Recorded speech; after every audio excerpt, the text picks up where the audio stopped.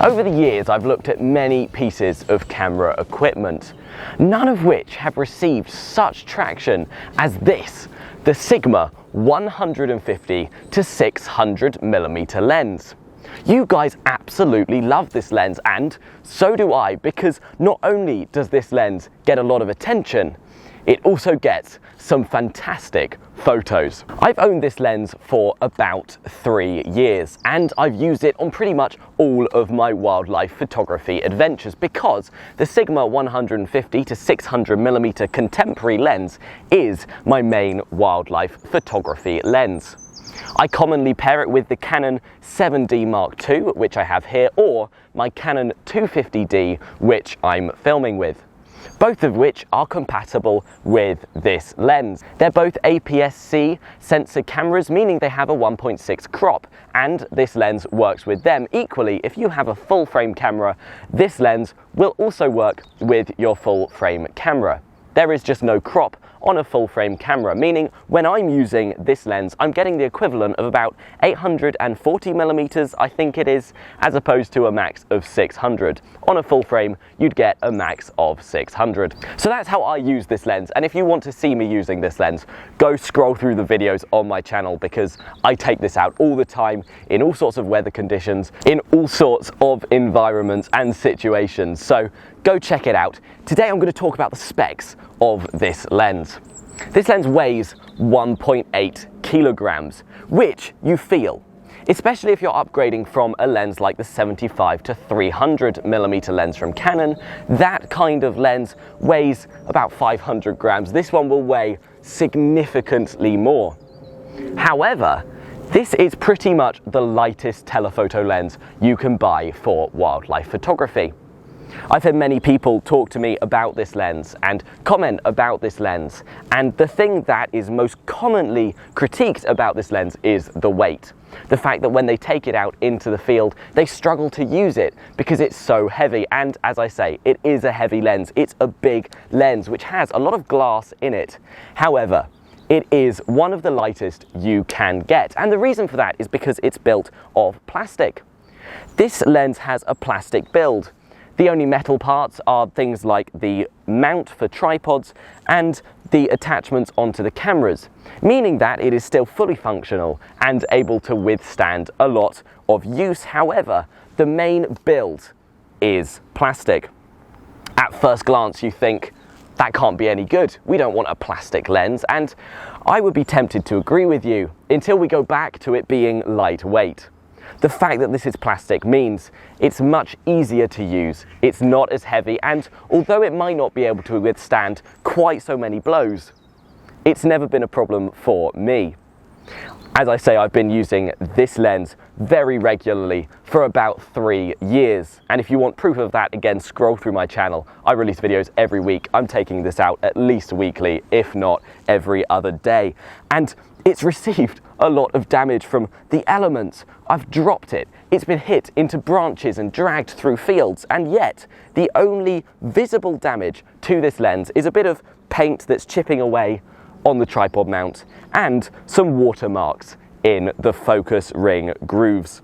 The only protection that I've added to this lens is a filter on the end made by Sigma themselves. It is just a plain filter that goes on the end of the lens to protect the glass element at the front. This means if I was to sell this lens, it would have a perfect brand new bit of glass at the front. The link to this lens and things like the lens filter are in the description below. I get a small commission as their affiliate links, but it doesn't charge you anymore. It just helps the channel out. I also haven't been sent this lens. I bought it with my own money. Everything I say is my own opinion. So, moving on to the way this lens functions when outdoors. It's very smooth. This lens has never locked on me. The focus wheel comes in and out very nicely, even though I've taken this on beaches with sand, and even though I'm sure some of that sand must have got into the lens, you can't hear or feel it. The focus wheel is equally just as smooth. It's easy to move around in a circle, but it has enough tension that you don't accidentally knock your camera out of focus. And talking about focus, this lens has 3 focus modes. It has autofocus mode, where when you press your shutter, the camera will autofocus with the lens. Then there is a button called MO. This stands for Manual Override. Manual Override means that while you're using the camera, if you autofocus, the camera will autofocus. But it also gives you control of the focus ring, and you can turn this focus ring to then focus the lens even while you're able to do autofocus. This is a really helpful feature, as if a bird is in amongst a lot of tiny branches, you can take over at last minute. Recently someone asked in the comments if you can turn the focus ring while in autofocus. You shouldn't do this. Because it has a manual override feature where you can do both, I would not advise turning the focus wheel while you're in autofocus. It feels clunky, and although I have done it, I don't think it's any good for your lens. Finally, if you want full control of the lens, there is a manual focus switch, and you can put it onto manual focus where the autofocus won't do anything for you. That's really helpful if you're doing video. This means you can set the video up, and no matter what goes in front of your frame, you're always going to be focused on the object ahead. Below this focus switch, there's 3 more switches, of which I'm going to talk about 2 of them. The first one is a distance of focus switch. You can have this on full, which means that the autofocus in the lens is going to focus on everything. No matter how close or far away it is, it will snap to focus really close, it'll snap to focus far away. There is also a mode which is 10 meters to infinity.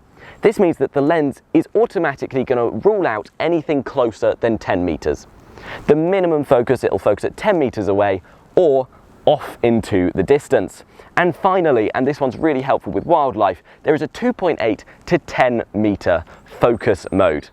This means that the camera is only going to bother trying to focus on things between 2.8 and 10 meters. The switch below this is about stabilization, and this is key, going back to this being a relatively heavy lens, and with this lens having 600 millimeters of zoom.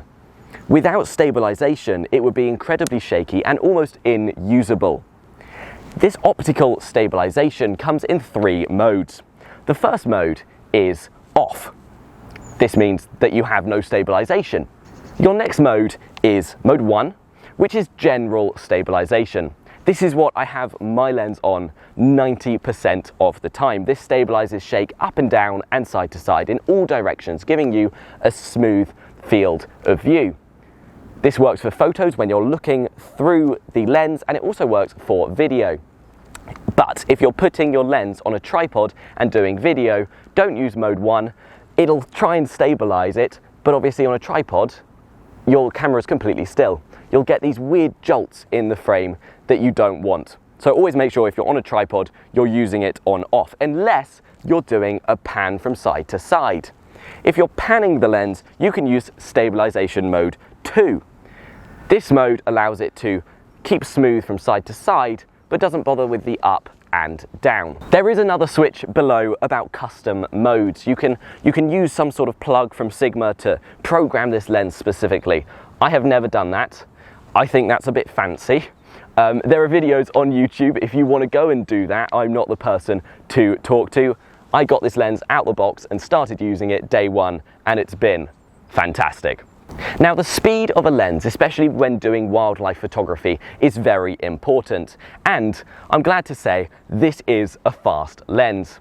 It has a hypersonic motor, I think they call it, inside, and it's very quiet, meaning that this lens will snap into focus pretty quickly, especially if you're using those modes where it knows which range to focus in. So now I'm going to tell you 3 features which I really like about this lens. First of all, this tripod mount spins around the whole camera, and you can remove it if you don't want it.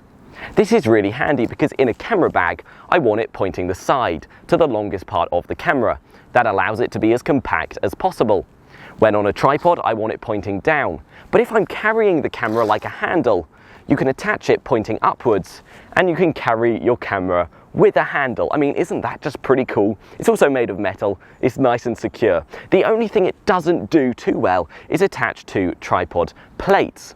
This is something which I'm slightly annoyed about. Sometimes you'll attach a tripod plate to it, and that tripod plate will just kind of spin around and not attach properly because the grip on the bottom of here isn't rubber, and that's slightly annoying when you're carrying the camera around on a tripod. It can start to swing around a little bit and come loose. You have to tighten it quite frequently. Another thing I like about this lens is a lock. Lens creep is when you're walking along and the lens just slowly creeps out like so. To stop it doing this, there is a lock, and you can clip that lock at the minimum distance. You can clip it at 180, 200, 250, 300, 400, 500 and 600 millimeters to keep your lens at the focal distance you want it at. Finally, and I think this is one most people don't even think about, when you're using this lens in wind, it can often get pushed in all sorts of directions, meaning even the stabilization will feel a gust of wind and it'll start to shake. When you're shooting into the wind especially, this large lens hood would collect wind and cause a lot of movement in the camera. However, there's a bunch of slots at the back, meaning that if you have air blowing directly into the lens, there is places for the air to escape out the back of the lens hood. This means that the lens isn't quite so affected by the wind. One of the most frequent questions I get asked is, why did you choose the contemporary version over the sports version? Well, mainly because of budget. The sports version is much more expensive. I think unreasonably more expensive for what you get. You get a lens with a metal build. However, it adds a little bit of protection and a lot more weight. And many photographers who have done very scientific tests are still debating whether it's actually any sharper. Now, although I don't take the scientific approach when reviewing and evaluating lenses, I take a realistic approach where I take them out into the real world and test them. Sigma, if you're watching this, please send me the sports version. I would love to do a comparison where I take the contemporary and I take the sport out into the real world and give them a go, so I can give my realistic feedback on what it's like to use the lens, especially here in the British climate. If you enjoyed this video and you found it helpful, hit that like and subscribe for more videos like this, and I will see you in the next one.